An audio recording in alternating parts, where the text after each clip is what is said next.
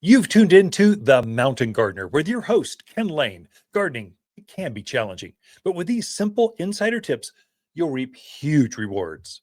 Now, let's tune into today's Mountain Gardener with Ken and Lisa. And you are tuned into The Mountain Gardeners, plural, because we bring Lisa Waters-Lain in. She's a garden extraordinaire. She just knows a lot because she helps me run Waters Garden Center and our family business here in Prescott, Arizona. And she just answers questions all day. That's what we do. Look at phones, answer questions. Is it a concern? Is it dead? It doesn't have leaves in July. I'm going, yeah, it's dead. It's not coming back. Over and over and over. Bird gardening, drought hardy, it washed away. How do I hide my neighbor from? All those kinds of questions. And so she comes in each week with this segment, help me with answer those garden questions. What is everyone else talking about out in the community? So welcome to the studio, Lisa. Thank you. Lisa with a traditional way, Lisa. There's so many ways to spell names anymore. It seems that way, doesn't it? Oh, Lisa, at Ken's pretty simple. Ken's pretty simple. It's just it's so old-fashioned. No one ever spells it any other way. They haven't named anything, Kenneth, for like 50 years. So, true. You got to be about 60 to be named Ken. I thought with the new Ken and Barbie movie out that there'd be more folks. I was hoping for more, Ken or Kenneths or Kenny, whatever. But nope, nothing. I tell the kids, I say, hey, a great name for a daughter is Kendra. A great name for a grandson is Kenneth, but they go, oh, good, Dad. That's good. So we have a Kenzie. We have a Kenzie. Yeah, we named our kids Mackenzie. Yeah, that's right. Instead, we have Olivia's and Emma's and Nico's and everything else. Emily's, Olivia's. Not complaining. Emma's. True. But hint. I think that ship has sailed. It's just Kenneth is an old-fashioned, and I know it. I'm okay. I'm an old-fashioned guy. That's fine. Okay, enough about my whining about my name and how to spell Lisa in so many ways. What kind of garden questions? You bet. So Mark has a question. He's in Prescott. He has a very large, kind of one of those Siberian elms that's in his yard. With several shrubs underneath it. But the shrubs underneath it now have like shiny, sticky stuff all over them. Yeah. Wants to know, is that coming from the elm? And the elm is huge. Yeah. How would you treat it if it was? Super easy. So Mark, yes, you've got a problem. That's an issue. You caught it. I love gardeners. They're out there in the yard and they go, that's not normal. What should I do? I don't know. This is called gardening. This is how you just being aware that what's going on, there's a change. And so you've got aphid honeydew is what they call it, honeydew, which translates to aphid poo coming from the top of the tree. And as the aphids suck the life out of your elm, they spew out the honeydew and it spills on top of your shrubs underneath. And you see this shiny residue. It almost looks like it's been rained on. Or it's kind of pretty, actually. If you park your car underneath this elm, you'd have spotting all over your car. It's very irritating. So not good. It's not healthy for the tree. It's not good for your shrubs. It's not good. Bugs and bad both start with B. You should get rid of them. Now, what do you do? Okay, so the easiest one is to spray them. So take a hose and sprayer, put it on your hose end, your hose. You get enough power, about 30, 40 pounds per square inch. Shines it up about, 20, 25, 30 feet, something like that. But elm trees can get bigger than that. So you've got to decide, Mark, can I put a bug killer in a hose and just spray it up there? I would say do that no matter what. We've got some organics. We've got a spinosad soap, a neem oil product called Triple Action. Anything will kill an aphid. Whatever you do, don't search the Google machine. It's going to tell you wrong. AI will say, oh, just hose them off. You can hose them off, but they'll crawl right back up that afternoon and you haven't done anything. If you're going to take the time to spray aphids, put something organic in there to kill them. You don't want to just spray them off. You want them to fall over dead, drop to the ground and quiver and not come back. That's what you want. you might not be able to reach that far up into the trees. And some of them can get 50, 60 feet. You just can't spray that big without commercial size, pumps. Now, what do you do? So we do have a systemic drench. So it's a liquid. You mix it up in your watering can or a 5-gallon bucket, and then you pour it at the recommended rate, obviously.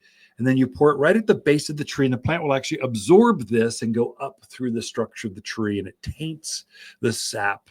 It travels, it takes a little time, travels about a foot a day. So it might take a couple weeks, 2-3 weeks to get up to the whole structure of the plant. But for the long-term health, that's how you solve that problem. So we have giant ponderosa pines. They're huge. They're mature. You can't put your arms around them. They're gigantic. And they get aphids in them, just like your elm tree. And unfortunately, I park underneath one of them, and I don't want spots underneath my brand new pickup truck. So it's rude. And so I just know it's going to happen. So I treat this pine tree every spring with this soil drench, just because I know it's going to happen. So I do it as a preventative. You're going to do it as a reactive thing. So it'll take a little time to make it happen. But what you might want to do is next spring, mark my words, you want to probably do this every spring. Just drench it so that you don't get aphids as a preventative. For now, just spray it with, I would say, triple action, because it's safer for the birds, it's safer for your pets, it's safer for you to spray. It's an organic. You can spray up to the day of harvest. No matter what's underneath there, you're good. And then I kill as many as you can, but the long-term solution, tree and shrub drench. Come talk to us with more, Mark. We can walk you through the process. Pretty easy to do. I would not wait, because aphids only get worse with the monsoon rains, because they feed off that shade, the moisture. They're just gonna get worse. So anyway, yes, cover all that. I think so. Add to it.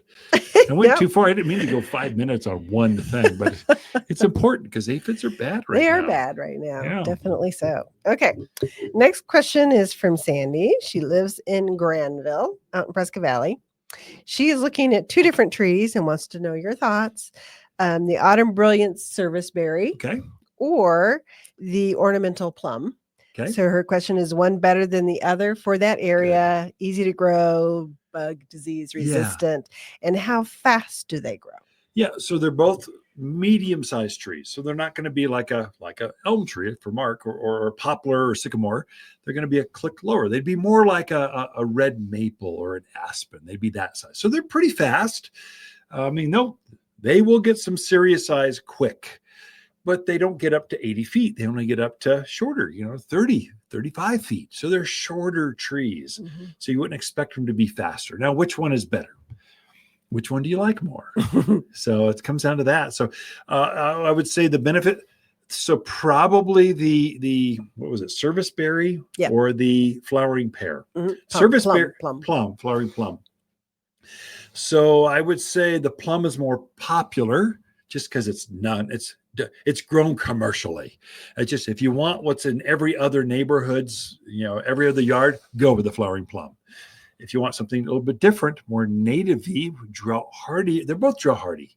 They're both bug proof. But if you want something a little different, serviceberry is going to be your choice. I would say the serviceberry is much more beautiful in the fall of the year. Mm-hmm. It's got this bright color, whereas your plums are just purple. They're just one color. They come out this color, they leave this color. They're both deciduous. They both bloom about the same time. They both lose their leaves about the same time. They're both equally drought hardy. Serviceberry by far has got a notice. Your neighbors will go, "Whoa, what is that? That's kind of cool. That's a neat color. Orange, reds, golds coming through on that plant." Whereas the other one's just purple. It's just going to be purple. One's got pink flowers. One's got white. I don't know. They're both kind of lighter colored. Birds like both. Mm-hmm. They both will take the wind. They'll both take the sun. That's one probably come down. This is what I find when helping customers with trees. As you're walking the tree line, and we've got hundreds of them, it's overwhelming. We'll guide you through, go, look at these, and then plants start talking to you. They start connecting.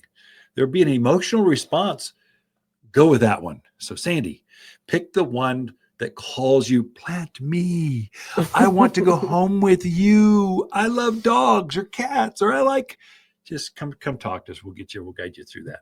Wow, 10 minutes gone like that. Lisa, Waters Lain in the studio. Answer your garden questions with me here on The Mountain Gardener. Waters Garden companion plants for July are hibiscus, maple, verbena, and crepe myrtle. Crepe myrtle flowers are intense watermelon pink, solar reds, and LED whites that cover this heat-loving shrub.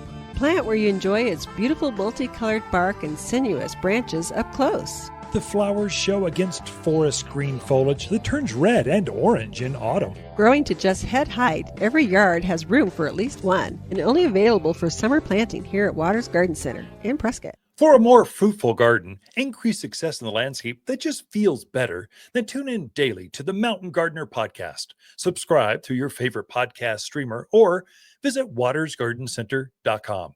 Better yet, visit me directly right here at Waters Garden Center. Thanks for tuning in.